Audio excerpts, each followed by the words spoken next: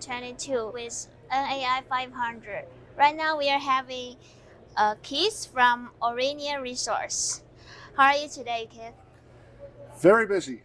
Oh, It's a crazy show. So could you give us an overview of Aurania? Okay. Aurania has been working in Ecuador for the last 5 years. We're a small company. We're exploration. We're working on in Ecuador in a border area with Peru. The property is very large. It's 208,000 hectares. So we've been exploring diligently now for about 5 years and finding a lot of different things: epithermal gold, silver, porphyry copper, copper and silver in sediments and shales and sandstone, and lead zinc silver as well. So many different commodities all over the property. It's really quite something exceptional. That's good. So what are the strategies for your focused exploration? Find another gold mine. Oh. Simple. Or find a base metal mine, find something that's going to be economic.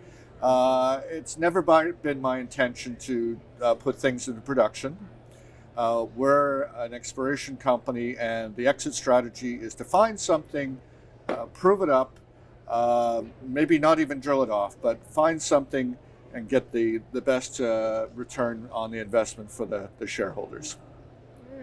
So you had a very interesting news recently about Aurania and the metro lost city of the Golden in Ecuador. Can you care to elaborate on that development? Well, absolutely. I'd love to. So this is an area that I've been tracking now for, almost 20 years. It was, actually 2 gold settlements, lost gold settlements that were mined by the conquistadors from Spain. From about 1560 up until about 1605, and then they were abandoned and lost in the jungle. And we've relocated one of them. This was a comprehensive thing. I spent 2 years in the Archive of the Indies in Seville in Spain, going through all these old documents, and in the Vatican Library, found a book from 1628 which documented this stuff. It's a little bit like Indiana Jones in a way, but not quite. Anyway, this is for real. And what we found is the settlement called Logroño de los Caballeros, which was an alluvial gold camp. So it was placer gold, and they were mining gold in the rivers, loose gold lying just on the surface and a little bit down, but in the gravels in the rivers. And what we think is that we actually have the source upstream where all this material was derived from and then washed downstream. So we think we have the source area, and that's very important for us for exploration. Yeah, that's important. So how does the business achieve sustainability and connect with local communities through exploration? Well, we have, it's not a very high density, but there are a lot of little villages of a tribal group called the Shuar. And these are people who have lived in the area for essentially thousands of years. And so they're an indigenous group, and we actually are the only source of employment for them. Before we go into any of these areas, we sign we sign access agreements with them. It's totally transparent. They know what's going on. And over time, we've employed more than 4,000 people from the indigenous communities. So we're hoping that we actually find a deposit that becomes economic, that can employ a lot of these people and employ their sons and daughters, little kids now.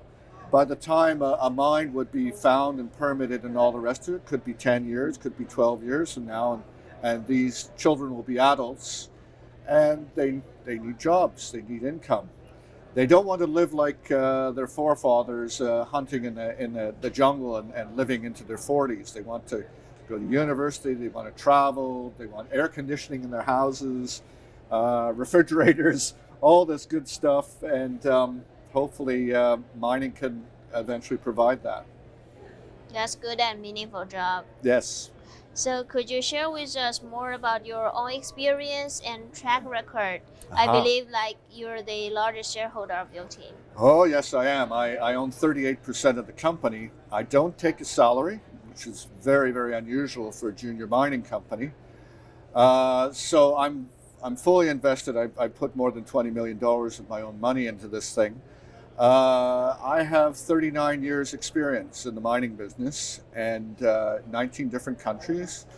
I guess my claim to fame was I was involved in the discovery of the Fruta Del Norte deposit, which is now being mined by Lundin Gold about 100 kilometers just to the south of where we're presently working.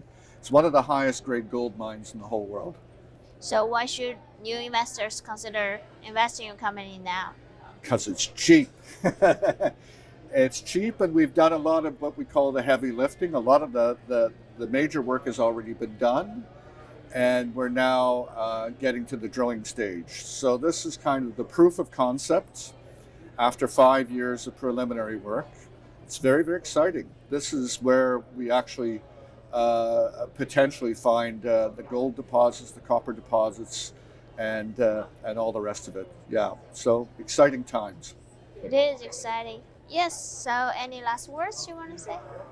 No, just to say we're here at the show. If anybody wants to drop by or send me an email, my email is very easy. It's Keith, Keith, at Aurania, AURANIA.com. And I'd be very, very happy to answer any questions anybody might have. Thank you for your time. Thank you so much. It's been a pleasure.